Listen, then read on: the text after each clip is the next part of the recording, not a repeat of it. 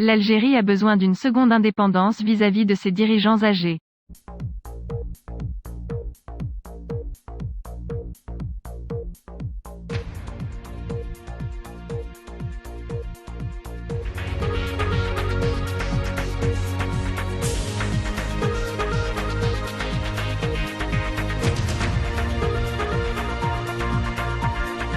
La longue absence satisfaisante de l'ancien président algérien Abdelaziz Bouteflika au cours des dernières années de son règne a fait de lui l'objet de plaisanteries et de fréquentes rumeurs ont circulé sur sa mort. Ainsi, lorsqu'il est décédé le 17 septembre à l'âge de 84 ans, de nombreux médias algériens ont commencé à déclarer que c'était vrai cette fois. Bouteflika, qui a régné pendant 20 ans avant que les manifestations populaires ne l'évincent du pouvoir en 2019, a laissé le pays en ruine. Certes, tous les malheurs actuels de l'Algérie ne lui sont pas imputés. Mais Bouteflika était là très tôt, lorsqu'un pays dynamique et nouvellement indépendant a vu son destin se transformer en une tyrannie militaire, et après un demi-siècle a dirigé un régime impuissant incapable de transformer la richesse pétrolière de l'Algérie en prospérité.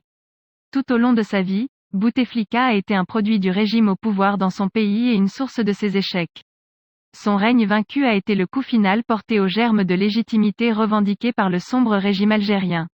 Depuis la chute de Bouteflika il y a 2 ans, les dirigeants du pays n'ont pas réussi à restaurer la fausse stabilité sur laquelle ils se sont appuyés pour renforcer le régime pendant des décennies. Avec une nouvelle génération d'Algériens qui descendent dans la rue, remettant en cause le statu quo de manière sans précédent, une chose est certaine quant à l'avenir du pays, ce sont les échecs de l'ère Bouteflika qui les ont amenés ici. En 1956, alors qu'il n'avait que 19 ans, Bouteflika a rejoint l'Armée de Libération Nationale, la branche militaire du Front de Libération Nationale, connue sous son acronyme français, FLN, qui a lutté contre la France, la puissance coloniale de l'Algérie. Nul ne sait si Bouteflika a tiré un seul coup, mais ce début précoce qui le liait à Ouari Boumedienne, qui dirige les forces extérieures de l'Armée de Libération au Maroc et en Tunisie, l'a placé sous son commandement. Après l'indépendance en 1962, les forces de Boumedienne sont entrées en Algérie et ont placé Ahmed Ben Bella, l'un des dirigeants du Front de Libération Nationale, à la tête du premier président algérien. Ce fut le moment fondateur du régime illibéral qui a éliminé la plupart des figures historiques du mouvement indépendantiste pour établir le système de parti unique dirigé par le Front de Libération Nationale. Une nation libérée du colonialisme est immédiatement soumise à un régime militaire. Dès le début, Bouteflika en faisait partie. À seulement 25 ans, Bouteflika est devenu ministre de la Jeunesse et des Sports de Ben Bella, et 1 an plus tard, il a été nommé ministre des Affaires étrangères. En 1965, lorsque Boumedienne, alors vice-président, s'oppose et se retourne contre Ben Bella, s'appuyant sur le soutien et la loyauté de Bouteflika. Bouteflika a été ministre des Affaires étrangères pendant 16 ans, jusqu'en 1979. Au cours de cette période, il a cimenté la réputation de l'Algérie en tant que leader du mouvement des non-alignés. Au cours des années 1960 et 1970, l'Algérie est devenue une plaque tournante pour les révolutionnaires et les combattants de l'indépendance du monde entier, se présentant comme un phare de la lutte anticoloniale. En fait, il s'agissait d'un régime autoritaire dirigé par des hommes qui attendaient souvent la fin de la guerre à l'étranger puis renonçaient à tout engagement en faveur du pluralisme politique pour s'emparer du pouvoir à leur retour. Après la mort de Boumedienne au pouvoir en 1978, Bouteflika était sur le point de devenir son successeur. Mais l'armée a choisi un autre candidat, le colonel Chadli Benjedid. En 1981, il a été accusé d'avoir détourné des millions de dollars pendant son mandat de secrétaire d'État. Il a voyagé à l'étranger pendant plusieurs années, et a vécu en exil aux Émirats arabes unis, en France et en Suisse, probablement pour éviter d'éventuelles conséquences. De retour en Algérie, le système militaire à parti unique du pays a été fracturé par la crise économique et les troubles sociaux qui en ont résulté à la fin des années 1980. En réponse, les généraux au pouvoir ont permis à d'autres partis de concourir aux élections contre le FLN pour créer un semblant de pluralisme politique. En fait, ils tiraient toujours les ficelles. Cependant, les islamistes se sont organisés sous le nom de Front islamique du salut, connu sous son acronyme français FI, pour tenter de prendre le pouvoir. Après de bons résultats aux élections locales de 1990, le FI semble avoir remporté la majorité aux élections législatives algériennes de 1991. Craignant cela, l'armée a annulé les élections et l'Algérie a plongé dans un violent conflit entre l'armée et les combattants armés. Au cours de la décennie de guerre civile qui a suivi, entre 150 000 et 200 000 Algériens sont morts et des milliers d'autres ont été portés disparus par l'État. Alors que le conflit reculait, les généraux avaient besoin d'un président qui tire sa légitimité en même temps de la guerre de libération et qui soit accepté par les différentes factions au sein du régime au pouvoir, c'est pourquoi Bouteflika a été convoqué.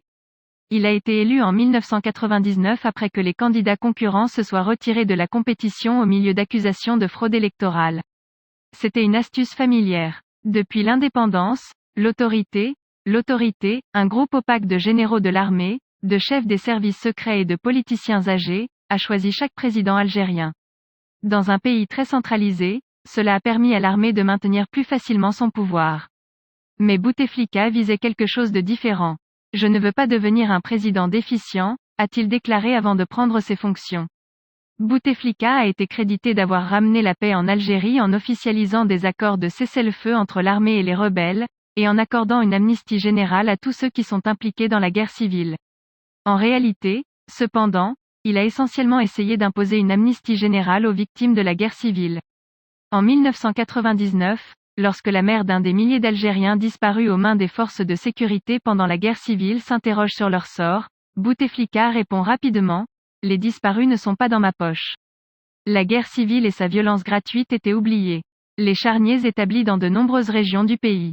Sous Bouteflika, la gravité de la guerre civile a été utilisée pour rappeler aux Algériens que le chaos amène le chaos. Ceci, ainsi que de généreuses augmentations de salaire pour la police et d'autres fonctionnaires, et des augmentations des subventions pour le blé, le sucre et le lait, ont suffi à dissuader les manifestations de rue lors des soulèvements de 2011 qui ont renversé de nombreux dirigeants arabes. Dans les 2 décennies qui ont suivi l'indépendance, le régime algérien a opté pour un modèle économique étatique, des schémas structurels et de grandes entreprises publiques. Bien que certaines industries aient été privatisées dans les années 1990, le gouvernement n'a pas vraiment réduit son rôle. Le contrôle de l'État a permis au régime de gérer les rentes économiques. Dans un pays fortement dépendant du pétrole, aujourd'hui, les revenus pétroliers représentent 60% du budget du gouvernement algérien et 94% des recettes d'exportation. Les banques publiques ont été utilisées pour alimenter le mécénat. Au cours de ses 20 ans de règne, Bouteflika a habilité un groupe d'oligarques qui se sont enrichis en obtenant des contrats gouvernementaux, apportant ainsi de l'argent au régime au pouvoir et créant sa propre base de soutien. Le népotisme économique a affaibli l'emprise de l'armée sur le pouvoir, mais il a également propagé la corruption. L'accès aux richesses en hydrocarbures de l'Algérie est devenu plus dépendant de la loyauté envers le régime. La santé de Bouteflika s'est détériorée après avoir subi un accident vasculaire cérébral en 2013 qui l'a laissé partiellement paralysé. Il est devenu un chef absent, a constamment reçu des soins médicaux à l'étranger et est devenu visiblement faible aux rares occasions où il est apparu. Les années Bouteflika ont été une période d'immense richesse pour l'Algérie mais pas pour la plupart des Algériens. En avril 1999, lorsque Bouteflika a remporté la présidence pour la première fois, le prix du pétrole était de $13 le baril. Au fil des ans, les prix n'ont cessé d'augmenter, culminant à $147 le baril à l'été 2008. Pendant ce temps, des milliards et des milliards de dollars de bénéfices en Algérie auraient été canalisés vers les infrastructures. Mais si vous voyagez dans le pays aujourd'hui, il est difficile de voir où est passé cet argent. Au moment où les prix mondiaux du pétrole se sont effondrés en 2014, rien n'avait été fixé en Algérie. L'économie dépend toujours de l'exportation d'hydrocarbures et de l'importation de presque tout le reste. De nouvelles autoroutes et des projets de logements sociaux ont été construits. Mais beaucoup a été perdu à cause de la corruption et de la mauvaise gestion de l'armée et de l'oligarchie. Cette décision a poussé des millions de jeunes dans la rue. Contrairement à leurs parents, ces jeunes hommes n'ont pas vécu la guerre civile des années 1990 et étaient donc à l'abri de l'affirmation du régime selon laquelle la stabilité autoritaire était ce que l'Algérie pouvait espérer de mieux. Bien qu'initialement mobilisé contre un 5e mandat pour Bouteflika, le mouvement de protestation non partisan du Irak s'est depuis transformé en un rejet large et pacifique de l'autoritarisme militaire qui a gouverné le pays depuis l'indépendance. Lorsque les rues sont devenues trop bruyantes, le régime en a sacrifié une partie pour survivre. En avril 2019, le général Ahmed Gaïd Salah, que Bouteflika avait nommé chef d'état-major de l'armée des années plus tôt, a démis de ses fonctions le président. La télévision d'État a montré une image de Bouteflika affaibli remettant sa démission au président du Conseil constitutionnel, vêtu d'une robe traditionnelle, et on aurait dit qu'il avait été tiré du lit au milieu de la nuit. Avec Bouteflika sur la touche, les manifestants du Irak ont continué à défiler chaque semaine. Ils savaient que le président faisait partie d'un système plus large et ont exigé des élections pour une assemblée constituante pour réformer le système au pouvoir, pas un autre président choisi à huis clos. L'impasse politique s'est poursuivie pendant des mois, jusqu'à ce que les généraux imposent de nouvelles élections présidentielles fin 2019. Malgré la faible participation, ils ont relancé une autre figure du régime pour jouer le rôle de président, Abdelmadjid Tebboune, 74 ans, qui était à la fois un ministre et Premier ministre sous Bouteflika. Depuis 2019, de nombreux Algériens ont refusé de participer aux élections présidentielles et législatives et au référendum, ignorant les tentatives désespérées du régime pour gagner en légitimité. Incapable de créer la base civile qui lui permettrait de diriger l'Algérie de l'ombre, l'armée s'est plutôt appuyée sur une recette familière. Il a qualifié l'opposition politique de complot visant à déstabiliser le pays et à blâmer le Maroc pour la vague d'incendies de l'été qui a fait des dizaines de morts et dévasté de vastes zones de la région. Les tribus à majorité amazigh. Le rythme des arrestations de journalistes, d'activistes et de manifestants s'est accéléré. Bien que la crise de Corona et la répression aient entravé les manifestations en 2021, le pays a sombré dans la congestion sociale, ce qui a accru les manifestations de masse auxquelles l'État a répondu violemment. Après avoir passé la majeure partie de l'été à rationner l'eau, les Algériens ont été surpris que leur pays, avec les plus grandes réserves d'hydrocarbures au monde, ne soit pas en mesure de pomper de l'eau propre à partir de ses robinets. La dévaluation du dinar a accru l'inflation et fait monter le coût de la vie. Les réserves de change sont passées d'environ 120 milliards de dollars en 2016 à 42 milliards de dollars au premier trimestre 2021. Les dirigeants militaires et politiques algériens sont préoccupés par leur lutte de pouvoir, empêchant le pays de profiter de ses richesses en ressources et de sa situation stratégique en Afrique du Nord et en Méditerranée. C'est peut-être la plus grande tragédie de l'ère Bouteflika et du régime que l'on puisse résumer, il a fait si peu, tellement. Des généraux âgés, des espions et des politiciens comme Bouteflika ont entravé l'Algérie depuis trop longtemps.